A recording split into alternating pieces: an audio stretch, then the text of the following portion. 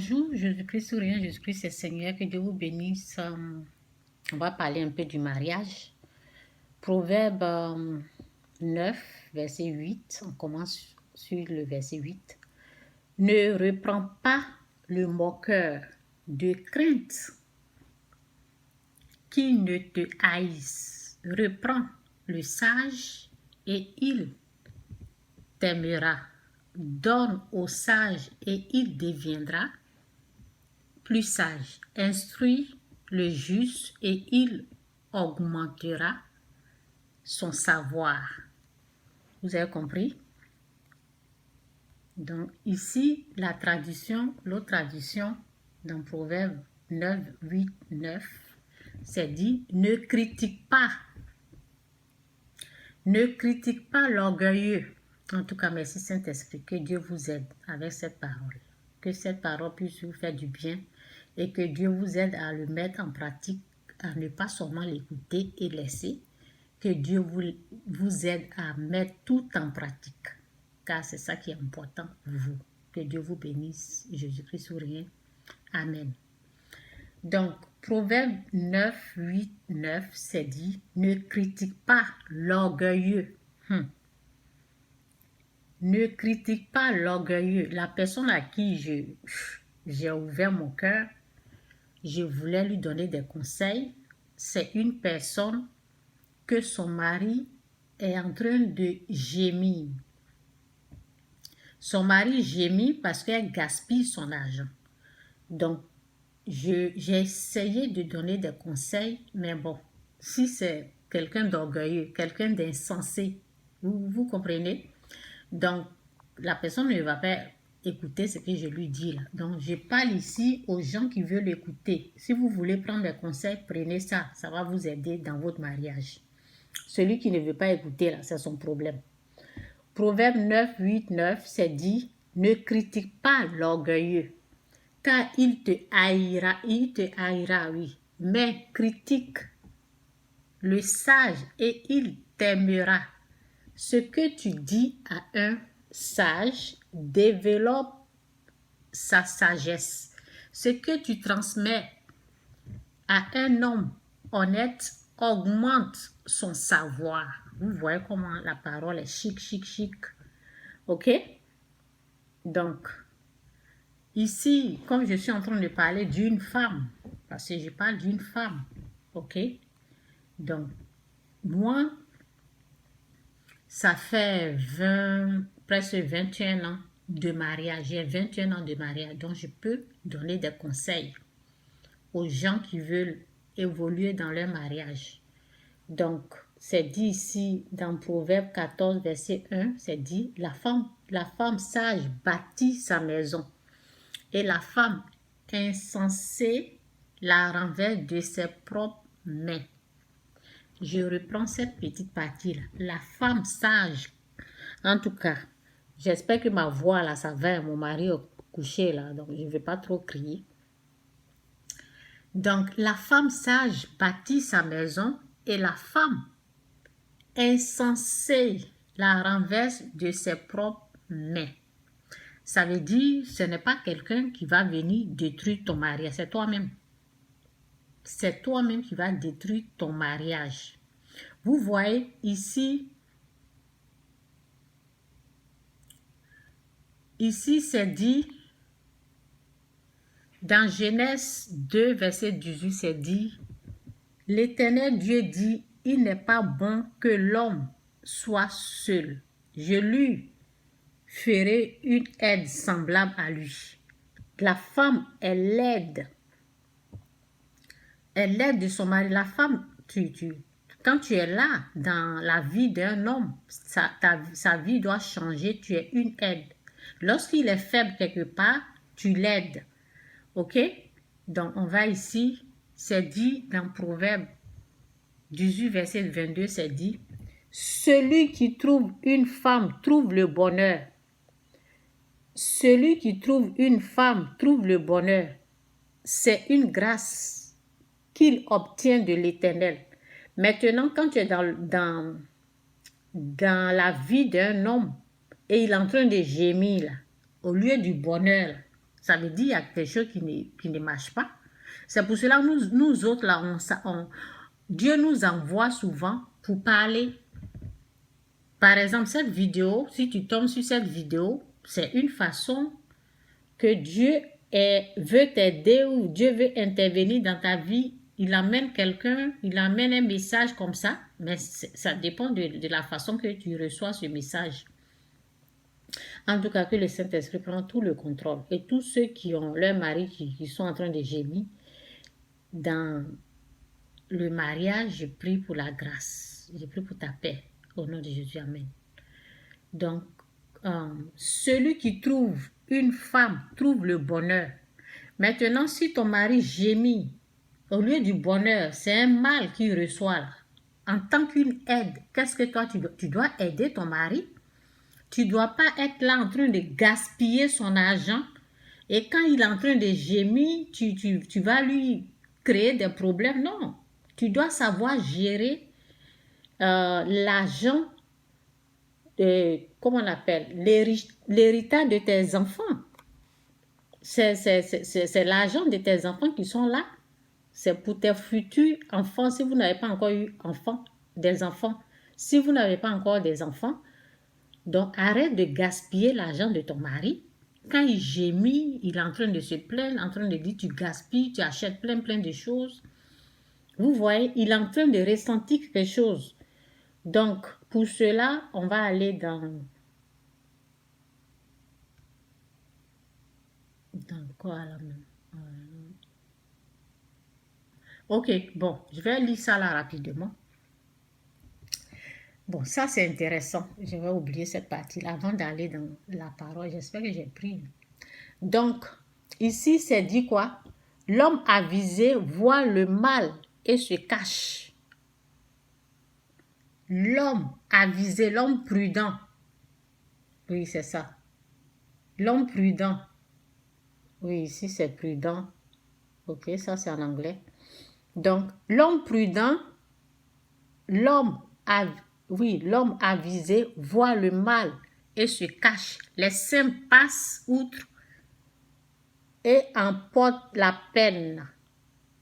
Quand tu remarques le danger dans ton foyer, tu vois que ton mari est en train de gémir. Il faut savoir qu'il y a un problème. Et essaye de régler ce problème-là en tant qu'une aide. Tu n'es pas là en train de gaspiller l'argent de ton homme, faire de n'importe quoi, acheter de n'importe quoi, créer des problèmes à ton mari. Une femme est une aide. Tu es là pour aider ton homme. Donc, quand il y a un problème comme ça, nous autres, on est en train de parler. Là. Il faut respecter ce qu'on est en train de dire parce que ça peut sauver le mariage. Donc, on va lire ici dans Malachie. Ça, c'est affaire d'argent. Ici, c'est Malachie 3, on commence sur verset 6. Donc, en tant qu'une femme, il faut savoir qui est le dévoreur de la famille. Qui dévore? C'est le diable. OK? Donc, il peut passer par ta faiblesse. Parce que nous, les femmes, souvent, on achète, alors qu'on a des choses, mais on continue d'acheter. La fois passée, j'avais une robe là. Mais quand je suis allée dans le mall, je ne savais pas que j'en avais. J'ai voulu prendre la même chose. Et je me suis dit, on dirait que ça là, j'en ai. Quand je suis venue, j'ai cherché, j'ai retrouvé. On peut acheter des choses alors qu'on a ça. Donc, les petites sommes de nos maris, là, il faut essayer de bien gérer. Et pour bien gérer, c'est Dieu qu'il faut mettre en premier. Dieu d'abord, invitez Dieu dans le mariage. Mettez Dieu, respectez vos dîmes. En tant que femme, les hommes, là, ils sont un peu sévères sur l'argent. Ce que vous avez là, commencez à donner, à respecter la dîme, les 10%, jusqu'à ce que votre mari se retrouve. Moi, je le fais seul. C'est moi, je donne. C'est moi, je fais les dons. Mon mari ne fait pas. Et vers la fin de l'année, là, c'est lui qui réclame les reçus pour aller faire ses impôts. Vous comprenez? Donc, il combat ça, mais vers la fin, là, il est dedans, quoi. C'est comme s'il est dedans. Donc, Essayez de respecter vos dîmes. Essayez de faire les dons aux orphelins, aux veuves. Essayez de... En tout cas, on va lire un peu ça. Vous allez comprendre que ici, il y a un dévoreur. Et quand il y a un dévoreur, vous ne le voyez pas. C'est Dieu qui peut combattre le dévoreur. Donc, car je suis l'Éternel, je ne change pas. Et vous, enfants de Jacob, vous n'avez pas été consumés. Depuis le temps de votre père, vous vous êtes écartés de mes ordonnances. En tout cas, merci Saint-Esprit pour ta grâce. Aide-nous à comprendre ta parole et que cette parole puisse s'enraciner en nous, en tout un chacun qui veut recevoir cette parole. Bénis-les, délivre-les du malin, délivre-les du dévoreur. Aide-les à accepter ce que tu es en train de dire dans ta parole et aide-les à mettre en pratique cette parole. Au nom puissant de Jésus, amen. Depuis le temps de vos pères, vous vous êtes écartés de mes ordonnances, vous ne les avez point observées. Revenez à moi et je reviendrai à vous, dit l'Éternel des armées. Et vous dites, en quoi devons-nous revenir? En quoi devons-nous revenir? Un homme trompe-t-il Dieu? Car vous me trompez et vous dites, en quoi t'avons-nous trompé? Dans les dîmes et les offrandes, c'est deux choses qu'on fait, dîmes et offrandes. Vous avez compris ici, là, cette partie, c'est dit, vous êtes frappés par la malédiction. Donc, quand tu es marié, là, financièrement, quand ça ne va pas, là, essaie de mettre ce que je suis en train de lire là, en pratique. Vous êtes frappés par la malédiction et vous me trompez, la nation tout entière. Apportez à la maison du trésor toutes les dîmes, ok? Apportez à la maison du trésor, ça veut dire à l'église. Apportez à la maison du trésor toutes les dîmes, afin qu'il ait de la nourriture dans ma maison. Mettez-moi de la sorte à l'épreuve. Dieu dit de le mettre en pratique, de l'essayer. Dieu dit, essaye, et puis tu vas voir si ce n'est pas lui qui a dit ça.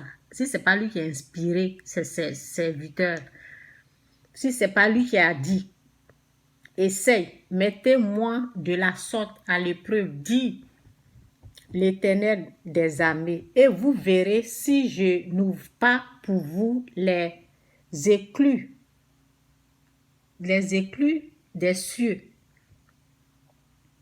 Si je ne répands pas sur vous la bénédiction en abondance. Vous avez compris? Pour vous, je vous ai bien dit qu'il y a un dévoreur. J'entends un homme dans son mariage en train de gémir en disant la femme dépense trop. Je l'ai entendu parler, mais il ne parle pas fort, il gémit dans son cœur. On entend doucement, doucement, c'est en train de sortir. Sa femme en train de dépenser n'importe comment son argent de la sueur de son front. C'est que lui travaille dur pour avoir, là. Elle dépense comme ça. Qu'est-ce qui se passe? C'est le dévoreur, ce n'est pas la femme au fait. Lui, il voit la femme, mais derrière la femme, il y a le dévoreur. Oh Seigneur, lui, la personne qu'il voit là, il voit sa femme, mais ce n'est pas sa femme. Il y a le dévoreur. Et puis quand on leur dit, allez-y à l'église, là, ils n'écoutent pas. Quand on dit, donnez leur dîme, là, ils n'écoutent pas. Lui, il voit une femme qui est en train de gaspiller tout son argent. Une femme qui le fait dépenser. Alors que derrière la femme, là, il y a un gros dévoreur qui est là. Il ne prie pas, il est là. Tout ce que la femme veut, là, il donne. Et il gémit. On le voit pleurer, gémir. On le voit parler doucement, doucement. C'est en train de sortir dans sa bouche, petit comme ça. Ok? C'est Satan qui utilise sa femme pour lui soutirer de l'argent. Pour lui prendre de l'argent. Pour l'arracher ce qu'il a. Et comme c'est lui qui travaille fort, là, il sent ça comme ça. Il sent ça dans son sang. Donc, c'est le dévoreur qui fait ça, là. Pour que le dévoreur arrête de faire ça, il faut faire la volonté de Dieu. Il faut respecter ce que je suis en train de lire. Pour vous, je menacerai celui qui dévore. Vous avez compris? Et il ne vous détruira pas les fruits de la terre et les vignes ne seront pas stériles dans vos campagnes, dit l'Éternel des armées.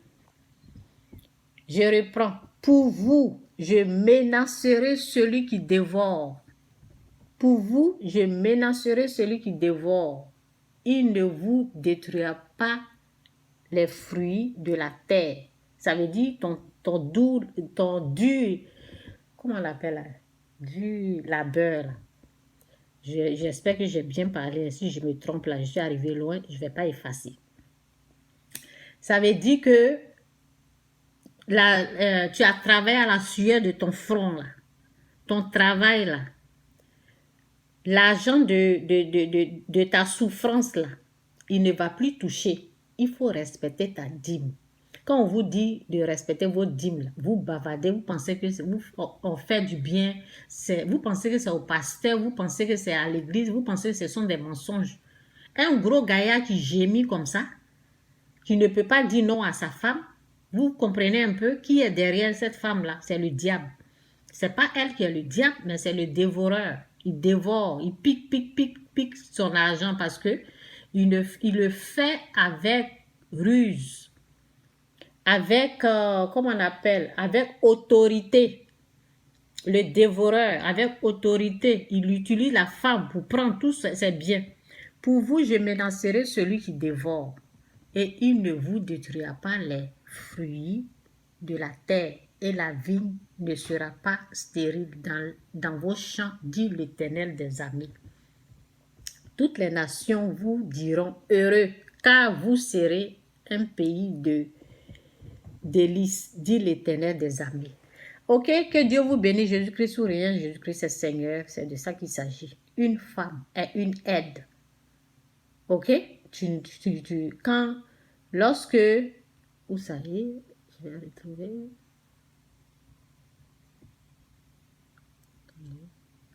Oui. Proverbe 18, verset 22, ça dit, celui qui trouve une femme trouve le bonheur. Celui qui trouve une femme trouve le bonheur. Tu ne vas pas être une femme qui donne mot de tête à ton mari. Quand tu es dans le mariage là, tu ne gaspilles pas l'argent de ton mari comme ça, non. C'est à toi de bien gérer les biens de tes enfants au fait. Donc c'est ça un peu. Quand tu es dans la vie de l'homme, il doit être heureux. Il doit trouver le bonheur. Celui qui trouve une femme trouve le bonheur et pas le malheur au fait. Il ne faut pas être le malheur d'un homme. Il faut être le bonheur.